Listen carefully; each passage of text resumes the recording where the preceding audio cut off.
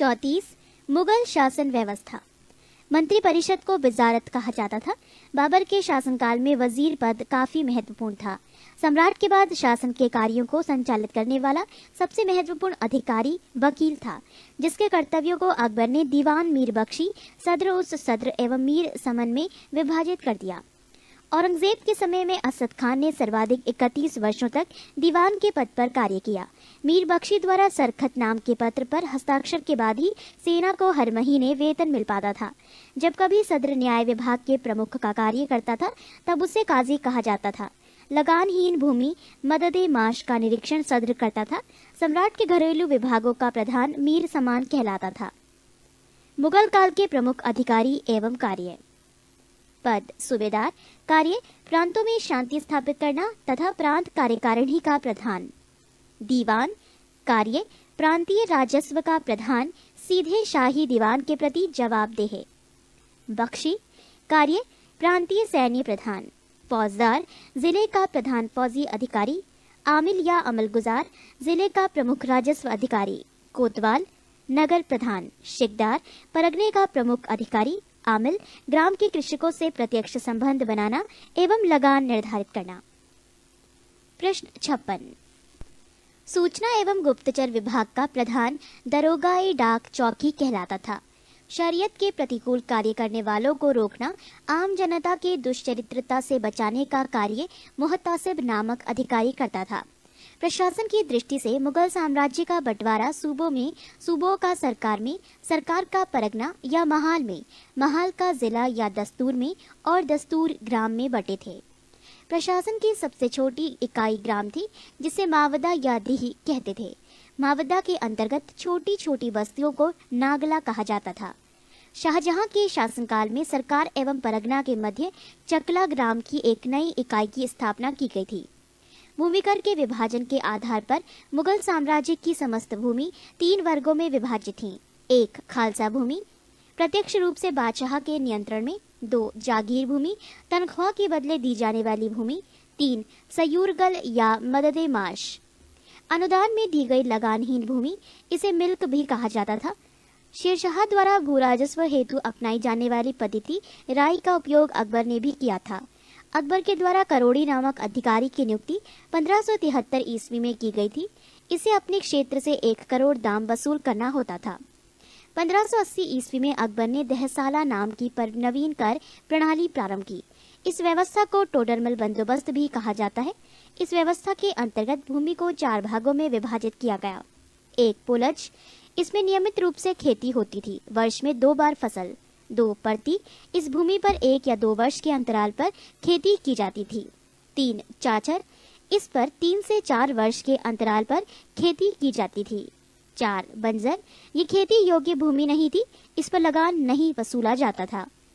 1570 से 71 ईस्वी में टोडरमल ने खालसा भूमि पर भू राजस्व की नवीन प्रणाली जब्ती प्रारंभ की। इसमें कर निर्धारण की 2 श्रेणी थी, एक को तख्शीस एवं दूसरे को तहसील कहते थे। औरंगजेब ने अपने शासनकाल में नस्क प्रणाली को अपनाया और भू राजस्व की राशि को उपज का आधा कर दिया। मुगल काल में कृषक 3 वर्गों में विभाजित थे। 1 खुदकाश्त, ये किसान उसी गांव की भूमि पर खेती करते थे जहां की वो निवासी थे। 2 पाही काश्त, ये दूसरे गांव जाकर कृषि कार्य करते थे। 3 मुजारियन, खुदकाश्त कृषकों से भूमि किराए पर लेकर कृषि कार्य करते थे। मुगल काल में रुपये की सर्वाधिक ढलाई औरंगजेब के समय में हुई। आना सिक्के का प्रचलन शाहजहां ने करवाया। जहांगीर ने अपने समय में सिक्कों पर अपनी आकृति बनवाई, साथ ही उस पर अपना एवं नूरजहां का काम अंकित करवाया। सबसे बड़ा सिक्का शनसब सोना का था। स्वर्ण का सबसे प्रचलित सिक्का इलाही था।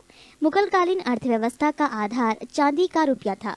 दैनिक लेन देन के लिए तांबे के दाम का प्रयोग होता था। 1 रुपया में 40 दाम होते थे। मुगल सेना 4 भागों में विभक्त थी। 1 पैदल सेना, 2 घुड़सवार सेना, 3 तोपखाना और 4 हाथी सेना।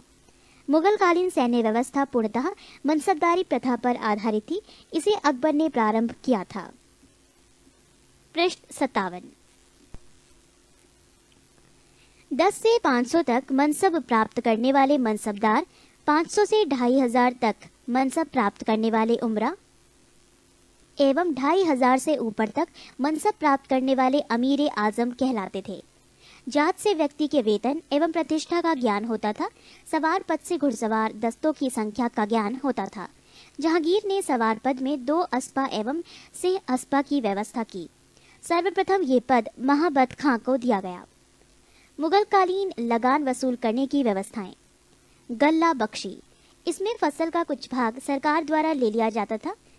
नसक, इसमें खड़ी फसल के आधार पर लगान का अनुमान लगाकर फसल कटने पर उसे ले लिया जाता था। ये व्यवस्था बंगाल में थी। जब्ती, इसमें बोई गई फसल के आधार पर लगान का निश्चय किया जाता था जो नकद लिया जाता था। 35 मराठों का उत्कर्ष। मराठा साम्राज्य का संस्थापक शिवाजी थे। शिवाजी का जन्म 6 अप्रैल 1627 ईस्वी में शिवनेर दुर्ग यानी जुन्नार के समीप में हुआ था। शिवाजी के पिता का नाम शाहजी भोसले एवं माता का नाम जीजाबाई था। शाहजी भोसले की दूसरी पत्नी का नाम तुकाबाई मोहिते था। शिवाजी के गुरु कोंडदेव थे। आध्यात्मिक क्षेत्र में शिवाजी के आचरण पर गुरु रामदास का काफी प्रभाव था। शिवाजी का विवाह साईबाई निम्बालकर से 1640 ईस्वी में हुआ। शाहजी ने शिवाजी को पूना की जागीर प्रदान कर स्वयं बीजापुर रियासत में नौकरी कर ली। अपने सैन्य अभियान के अंतर्गत 1644 ईस्वी में शिवाजी ने सर्वप्रथम बीजापुर के तोरण नामक पहाड़ी किले पर अधिकार किया। 1656 ईस्वी में शिवाजी ने रायगढ़ को अपनी राजधानी बनाया। बीजापुर के सुल्तान ने अपने योग्य सेनापति अफजल खां को सितंबर 1665 ईस्वी में शिवाजी को पराजित करने के लिए भेजा। शिवाजी ने अफजल खां की हत्या कर दी। शिवाजी ने सूरत को 1664 ईस्वी एवं 1679 ईस्वी में लूटा। पुरंदर की संधि 1665 ईस्वी में महाराजा जयसिंह एवं शिवाजी के मध्य संपन्न हुई। 1672 ईस्वी में शिवाजी ने पन्हाला दुर्ग को बीजापुर से छीना। 5 जून 1674 ईस्वी को शिवाजी ने रायगढ़ में वाराणसी काशी के प्रसिद्ध विद्वान श्री गंगा भट्ट द्वारा अपना राज्य अभिषेक करवाया। मूल रूप से गंगा भट्ट महाराष्ट्र का एक सम्मानित ब्राह्मण था जो लंबे समय से वाराणसी में रह रहा था। शिवाजी को औरंगजेब ने मई 1666 ईस्वी में जयपुर भवन में कैद कर लिया, जहां से वो 16 अगस्त 1666 ईस्वी में भाग निकले। मात्र 53 वर्ष की आयु में 3 अप्रैल 1680 ईस्वी को शिवाजी की मृत्यु हो गई। महाराष्ट्र के प्रमुख संत। 1. ज्ञानदेव या ज्ञानेश्वर 1271 से 1296। महाराष्ट्र में भक्ति आंदोलन के जनक, मराठी भाषा और साहित्य के संस्थापक, भगवत गीता पर भवार्थ दीपिका नामक बृहत टीका लिखी, जिसे सामान्य रूप से ज्ञानेश्वरी के नाम से जाना जाता है। 2. नामदेव 1270 से 1350। इनके आराध्य देव पांढरपुर के विठोबा या विठ्ठल विष्णु के रूप थे। विठोबा या विठ्ठल की उपासना को बरकरी संप्रदाय के नाम से जाना जाता है, जिसकी स्थापना नामदेव ने की थी। 3. एकनाथ 1533 से 1599। इन्होंने रामायण पर भावार्थ रामायण नामक टीका लिखी। 4. तुकाराम 1598 से 1650। इन्होंने भक्तिपरक कविताएं लिखी, जिन्हें अभंग कहा जाता है। ये अभंग भक्तिपरक काव्य के ज्योति पुंज हैं। 5. रामदास 1608 से 1681। महाराष्ट्र के अंतिम महान संत कवि। दशबोध उनकी रचनाओं और उपदेशों का संकलन है। पृष्ठ 58। शिवाजी के मंत्रिमंडल को अष्टप्रधान कहा जाता था। अष्टप्रधान में पेशवा का पद सर्वाधिक महत्वपूर्ण एवं सम्मान का होता था। अष्टप्रधान में निम्न पद थे। 1. पेशवा प्रधानमंत्री, राज्य का प्रशासन एवं अर्थव्यवस्था की देखरेख। 2. सरी ए नौबत सेनापति, सैन्य प्रधान। 3. अमात्य राजस्व मंत्री, आय व्यय का लेखा जोखा। 4. वाकिया नवीस, सूचना गुप्तचर एवं संधि विग्रह के विभागों का अध्यक्ष। 5. चिटनिस, राजकीय पत्रों को पढ़कर उसकी भाषा शैली को देखना। 6. सुमंत, विदेश मंत्री। 7. पंडित राव, धार्मिक कार्यों के लिए तिथि का निर्धारण। 8. न्यायाधीश, न्याय विभाग का प्रधान। शिवाजी ने दरबार में मराठी को भाषा के रूप में प्रयोग किया। शिवाजी की सेना 3 महत्वपूर्ण भागों में विभक्त थी। 1. पागा सेना, नियमित घुड़सवार सैनिक। 2. सिहलदार, अस्थायी घुड़सवार सैनिक। 3. पैदल सेना। शिवाजी की कर व्यवस्था मलिक अंबर की कर व्यवस्था पर आधारित थी। शिवाजी ने रस्सी द्वारा माप की व्यवस्था के स्थान पर काठी एवं मानक छड़ी के प्रयोग को आरंभ किया। शिवाजी के समय कुल उपज का 33% भाग राजस्व के रूप में वसूला जाता था, जो बढ़कर 40% हो गया था। चौथ एवं सरदेश मुखी नामक कर शिवाजी के द्वारा लगाया गया। चौथ किसी एक क्षेत्र को बर्बाद न करने के बदले दी जाने वाली रकम को कहा गया है। सरदेश मुखी इसके हक का दावा करके शिवाजी स्वयं को सर्वश्रेष्ठ देशमुख प्रस्तुत करना चाहते थे। शिवाजी ने किले की सुरक्षा के लिए नियुक्त अधिकारी, हवलदार, किले की आंतरिक व्यवस्था की देखरेख, सरैनोबत, किले की सेना का नेतृत्व, सवनिस, किले की अर्थव्यवस्था, पत्र व्यवहार एवं भंडार की देखरेख। शिवाजी के उत्तराधिकारी। शिवाजी का उत्तराधिकारी संभाजी था। संभाजी ने उज्जैन के हिंदी एवं संस्कृत के प्रकांड विद्वान कवि कलश को अपना सलाहकार नियुक्त किया। मार्च 1689 ईस्वी को मुगल सेनापति मरखरब खां ने संगमेश्वर में छिपे हुए संभाजी एवं कवि कलश को गिरफ्तार कर लिया और उसकी हत्या कर दी। संभाजी के बाद 1689 ईस्वी में राजाराम को नए छत्रपति के रूप में राज्य अभिषेक किया गया। राजाराम ने अपनी दूसरी राजधानी सतारा को बनाया। राजाराम मुगलों से संघर्ष करता हुआ 1700 ईस्वी में मारा गया। राजाराम की मृत्यु के बाद उसकी विधवा पत्नी ताराबाई अपने 4 वर्षीय पुत्र शिवाजी द्वितीय का राज्याभिषेक करवाकर मराठा साम्राज्य की वास्तविक संरक्षिका बन गई। 1707 ईस्वी में औरंगजेब की मृत्यु के बाद संभाजी के पुत्र साहू, जो औरंगजेब के कब्जे में थे, भोपाल के निकट के मुगल शिविर से वापस महाराष्ट्र आया। साहू एवं ताराबाई के बीच 1707 ईस्वी में खेड़ा का युद्ध हुआ, जिसमें साहू विजयी हुआ। साहू ने 22 जनवरी 1708 ईस्वी को सतारा में अपना राज्य अभिषेक करवाया। साहू के नेतृत्व में नवीन मराठा साम्राज्यवाद के प्रवर्तक पेशवा लोग थे, जो साहू के पैतृक प्रधानमंत्री थे। पेशवा पद पहले पेशवा के साथ ही वंशानुगत हो गया था।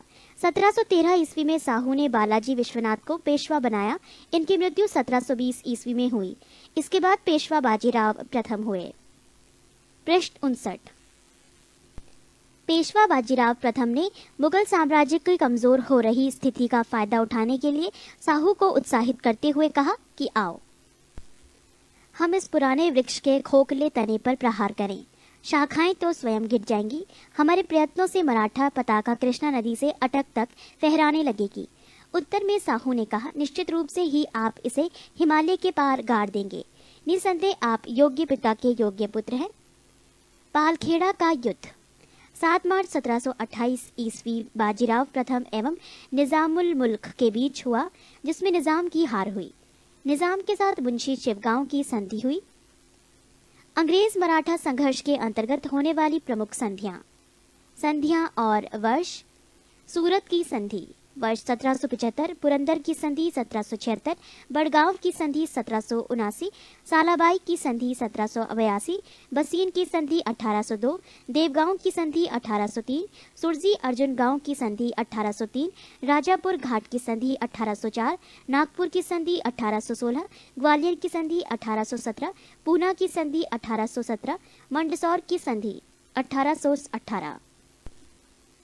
दिल्ली पर आक्रमण करने वाला प्रथम पेशवा बाजीराव प्रथम था, जिसने 29 मार्च 1737 ईस्वी को दिल्ली पर धावा बोला था। उस समय मुगल बादशाह मुहम्मद शाह दिल्ली छोड़ने के लिए तैयार हो गया था। बाजीराव प्रथम मस्तानी नामक महिला से संबंध होने के कारण चर्चित रहा था। 1740 ईस्वी में बाजीराव प्रथम की मृत्यु हो गई। बाजीराव प्रथम की मृत्यु के बाद बालाजी बाजीराव 1740 ईस्वी में पेशवा बना। 1750 ईस्वी में संगोला संधि के बाद पेशवा के हाथ में सारे अधिकार सुरक्षित हो गए। बालाजी बाजीराव को नाना साहब के नाम से भी जाना जाता था। झलकी की संधि हैदराबाद के निजाम एवं बालाजी बाजीराव के मध्य हुई। बालाजी बाजीराव के समय में ही पानीपत का तृतीय युद्ध 14 जनवरी 1761 को हुआ, जिसमें मराठों की हार हुई। इस हार को नहीं सह पाने के कारण बालाजी की मृत्यु 1761 ईस्वी में हो गई। माधवराव नारायण प्रथम 1761 ईस्वी में पेशवा बना। इसने मराठों की खोई हुई प्रतिष्ठा को पुनः प्राप्त करने का प्रयास किया। माधवराव ने ईस्ट इंडिया कंपनी की पेंशन पर रह रहे मुगल बादशाह शाह आलम द्वितीय को पुनः दिल्ली की गद्दी पर बैठाया। मुगल बादशाह अब मराठों का पेंशन भोगी बन गया। पेशवा नारायण राव 1772 से 73 की हत्या उसके चाचा रघुनाथ राव के द्वारा की गई। पेशवा माधवराव नारायण द्वितीय की अल्पायु के कारण मराठा राज्य की देखरेख 12 बाई थे सभा नाम की 12 सदस्यों की एक परिषद करती थी। इस परिषद के दो महत्वपूर्ण सदस्य थे, महादजी सिंधिया एवं नाना फडणवीस। अंतिम पेशवा राघोबा का पुत्र बाजीराव द्वितीय था, जो अंग्रेजों की सहायता से पेशवा बना था। मराठों के पतन में सर्वाधिक योगदान इसी का था। ये सहायक संधि स्वीकार करने वाला प्रथम मराठा सरदार था। प्रथम आंग्ल मराठा युद्ध 1775 से 82 ईस्वी तक चला। इसके बाद 1776 ईस्वी में पुरंदर की संधि हुई। इसके तहत कंपनी ने रघुनाथ राव के समर्थन को वापस ले लिया। द्वितीय आंग्ल मराठा युद्ध 1803 से 1805 ईस्वी में हुआ। इसमें भोसले नागपुर ने अंग्रेजों को चुनौती दी। इसके फलस्वरूप 7 सितंबर 1803 ईस्वी को देवगांव की संधि हुई। तृतीय आंग्ल मराठा युद्ध 1816 से 1818 ईस्वी में हुआ। इस युद्ध के बाद मराठा शक्ति और पेशवा के वंशानुगत पद को समाप्त कर दिया गया। पेशवा बाजीराव द्वितीय ने कोरेगांव एवं अष्टी के युद्ध में हारने के बाद फरवरी 1818 ईस्वी में मेलकम के सम्मुख आत्मसमर्पण कर दिया। अंग्रेजों ने पेशवा के पद को समाप्त कर बाजीराव द्वितीय को कानपुर के निकट बिट्ठूर में पेंशन पर जीने के लिए भेज दिया, जहां 1853 ईस्वी में इसकी मृत्यु हो गई। पृष्ठ 60। आधुनिक भारत 36 उत्तरकालीन मुगल सम्राट। उत्तराधिकार युद्ध में गुरु गोविंद सिंह ने बहादुर शाह का साथ दिया था। बहादुर शाह का पूर्व नाम मुअज्जम था। बहादुर शाह को शाहवे खबर के उपनाम से पुकारा जाता था। जहांदार शाह अपने शासन में लाल कुमारी नाम की वैश्या को हस्तक्षेप करने का आदेश दे रखा था। मुगलकालीन इतिहास में सैयद बंधु हुसैन अली खां एवं अब्दुल्ला खां को शासक निर्माता के रूप में जाना जाता है। जहांदार शाह को लंपट मूर्ख भी कहा जाता था। फर्रुख सियर को मुगल वंश का घृणित कायर कहा गया है। सुंदर युवतियों के प्रति अत्यधिक रुझान के कारण मोहम्मद शाह को रंगीला बादशाह कहा जाता था। तुरानी सैनिक हैदर बेग ने 9 अक्टूबर 1720 को सैयद बंधु को हुसैन अली खां की हत्या कर दी। ईरान फारस के सम्राट नादिर शाह ने 1739 ईस्वी में दिल्ली पर आक्रमण किया। उस समय दिल्ली का शासक मोहम्मद शाह था। नादिर शाह को ईरान का नेपोलियन कहा जाता है। नादिर शाह लगभग 70 करोड़ रुपए की धनराशि और शाहजहां का बनवाया हुआ तख्ते ताउस, पीकॉक थ्रोन तथा कोहिनूर हीरा लेकर फारस वापस लौटा। तख्ते ताउस मयूर सिंहासन पर बैठने वाला अंतिम मुगल शासक मोहम्मद शाह था। शाह आलम द्वितीय अली गौहर के शासनकाल में 1803 ईस्वी में अंग्रेजों ने दिल्ली पर कब्जा कर लिया। पानीपत का तृतीय युद्ध 1761 ईस्वी में मराठा एवं अहमद शाह अब्दाली की सेना के बीच हुआ। इस युद्धों में मराठों की हार हुई थी। गुलाम कादिर खान ने 1806 ईस्वी को शाह आलम द्वितीय की हत्या करवा दी। बहादुर शाह द्वितीय जफर अंतिम मुगल सम्राट था। 1857 ईस्वी की क्रांति में भाग लेने के कारण अंग्रेजों द्वारा बहादुर शाह जफर को बंदी बना लिया गया एवं रंगून भेज दिया। अहमद शाह अब्दाली का वास्तविक नाम अहमद खां था।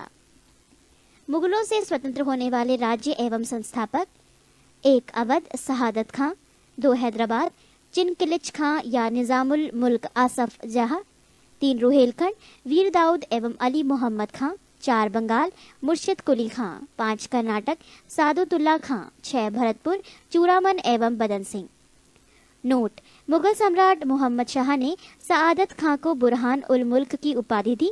सआदत खां का असली नाम मीर मोहम्मद अमीन था।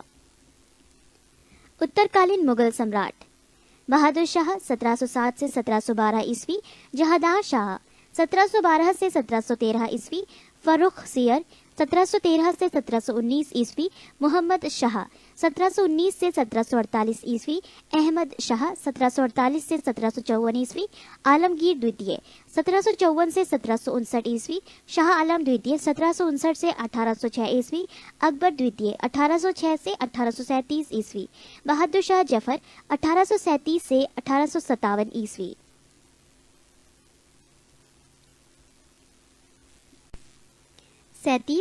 भारत में यूरोपीय व्यापारिक कंपनियों का आगमन।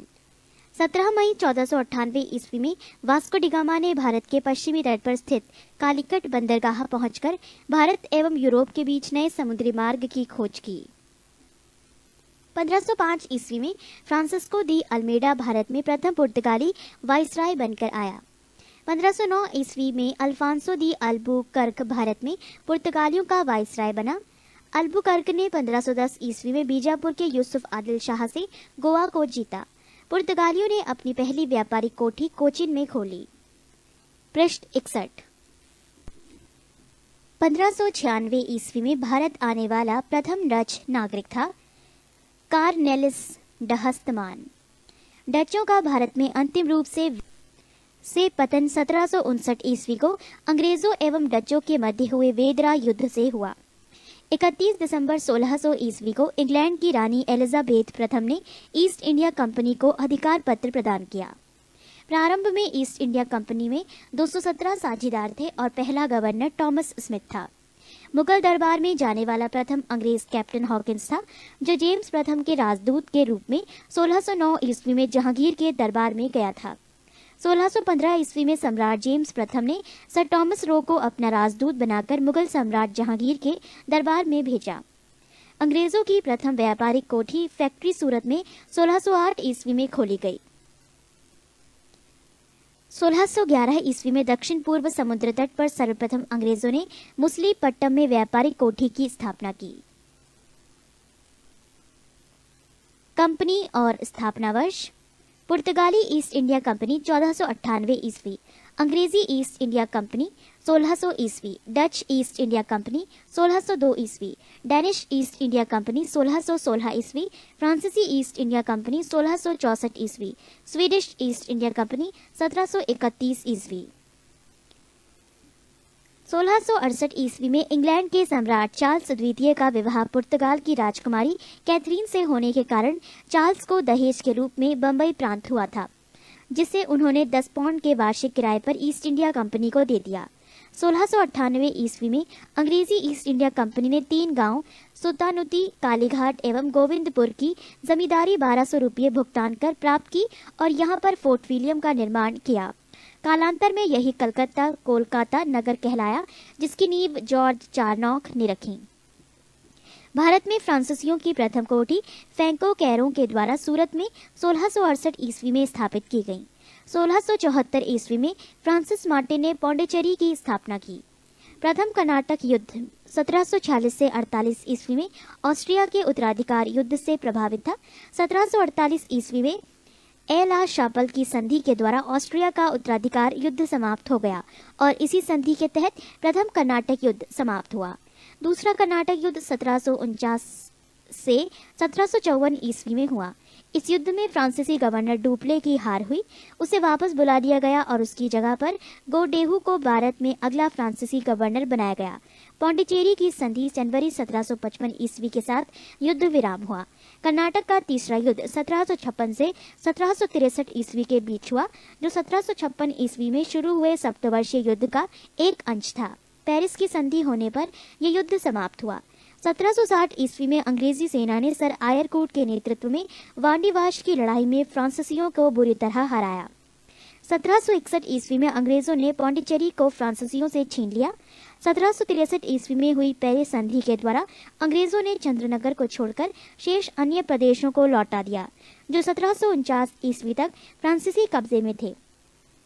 ये प्रदेश भारत की आजादी तक फ्रांसीसियों के कब्जे में रहे। पृष्ठ 62।